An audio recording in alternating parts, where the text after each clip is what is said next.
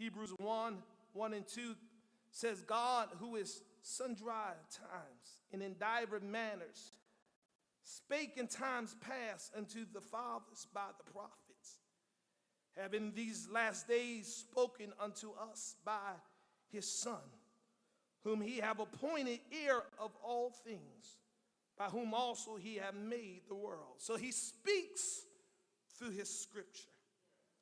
That's why it is essential for us to have the word of God not only in our heads, but also in our hearts.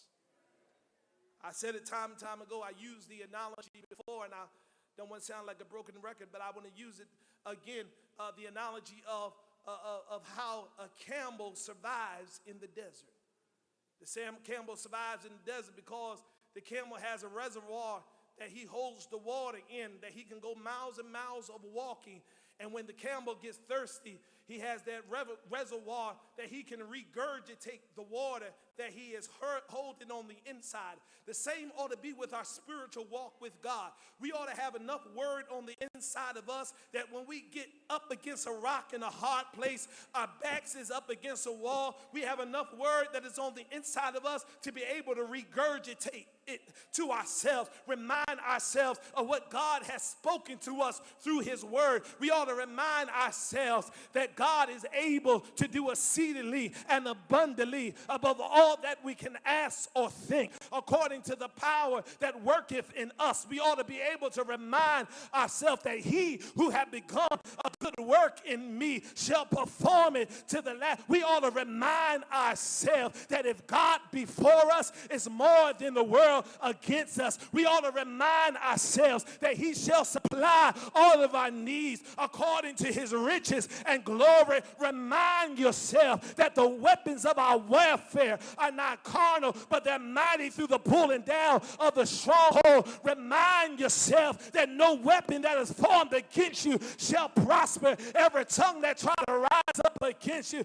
thou shalt condemn. Remind yourself, yea, though I walk through the valley of the shadow of death, I don't have to fear no evil, for thou art with me. Thy rod, thy staff, they comfort me. Thou prepare a table before me in the presence of my enemy. He anointed my head with oil. My cup runneth over. Surely goodness and mercy shall follow me all the day. Remind yourself that he is a present help in the time of trouble. Remind yourself when the enemy comes in like a flood, the Spirit of the Lord will lift up a remind yourself when my mother and my father forsake me, then the Lord shall take me up.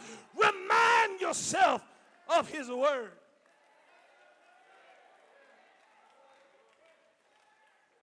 Through his scripture. Through his scripture. We got to remind ourselves of who God is. But not only does he speak through the scripture, the providence of God speaks.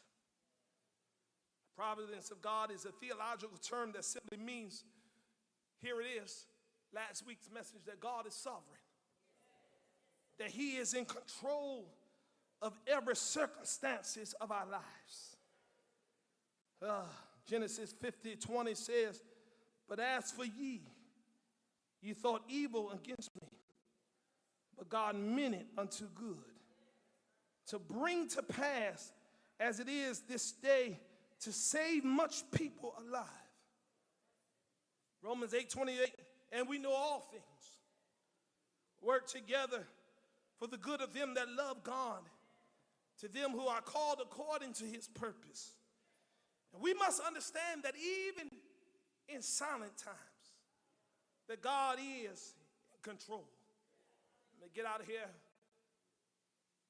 But here, the question to many, maybe, God, why are you being silent? Watch this. I told us a couple of Wednesdays ago, one of the things I have trouble with is when my wife is silent with me. I can handle her. I can handle her screaming at me. Not that she does that, y'all. But if she did, I can handle her. I can handle her screaming and yelling at me. But if you want to get under my skin and perk my nerves, just be silent with me. Just walk around and just don't say nothing. Say, baby, what's wrong? Come on, use your words, honey. What's going on? And she doesn't say anything. And when she doesn't say anything, that's my indication that something is wrong.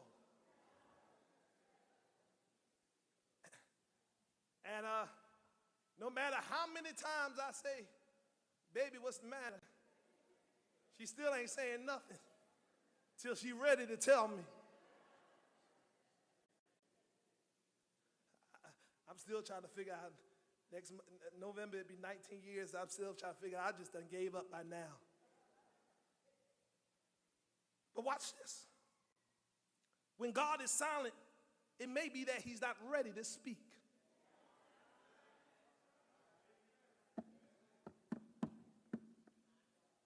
He is waiting for the fullness of time when it is concerning you and your situation. He may not be ready to speak. And you can't force God to speak when he's not ready to speak.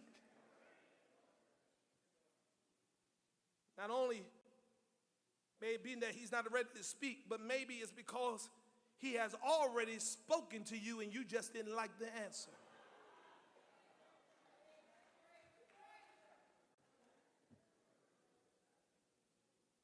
He may have given you the answer, and it wasn't the answer that you liked. Here it is, when God answers us, he's only going to answer us three ways. God is either going to tell us yes, he's going to tell us no, or God's going to tell you to wait. He's either going to say no, yes, or wait. And here it is. We all get excited about when God says yes to us.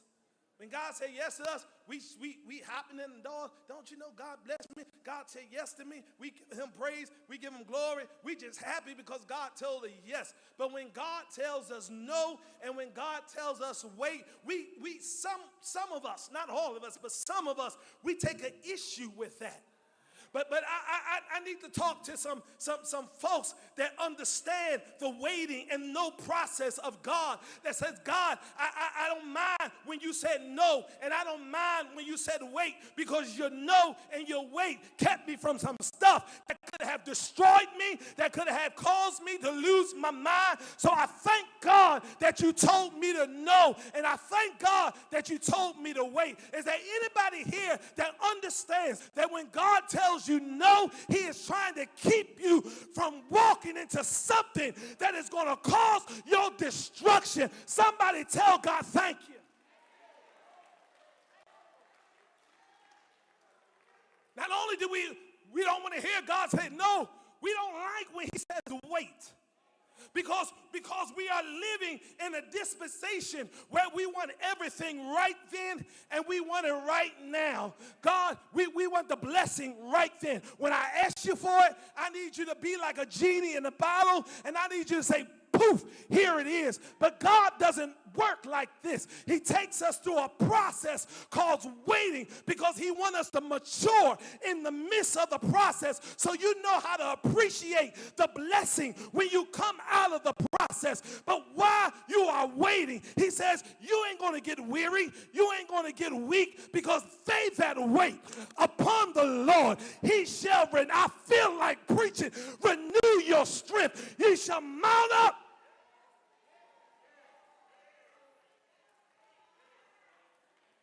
on wings as an eagle. You shall walk and not get weary. You shall run and not faint. So maybe he is silent because he has already given you the answer.